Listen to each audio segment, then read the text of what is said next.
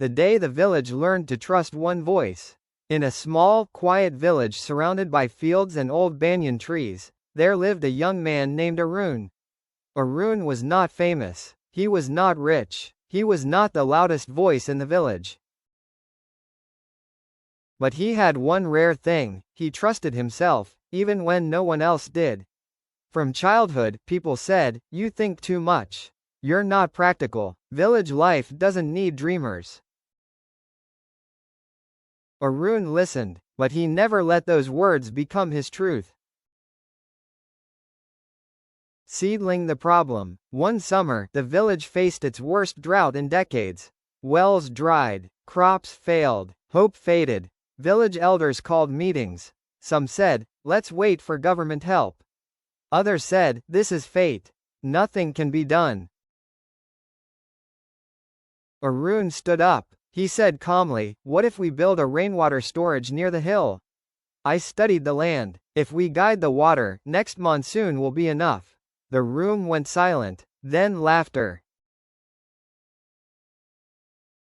"You? What do you know? You never even left the village. This is not your place to speak." Arun felt the sting. But he didn't sit down. He looked around and said one line, "I may be wrong, but I trust my effort more than my fear."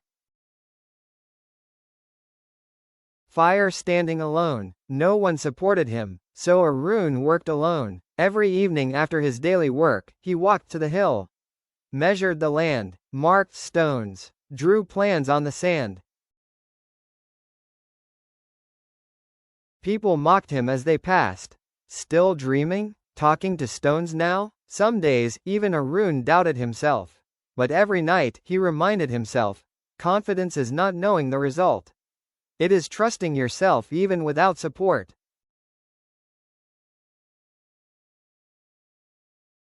Cloud with rain. The test.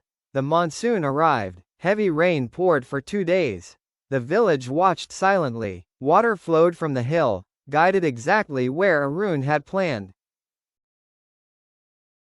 The storage filled. Wells slowly regained life. Fields that were once dry turned green again.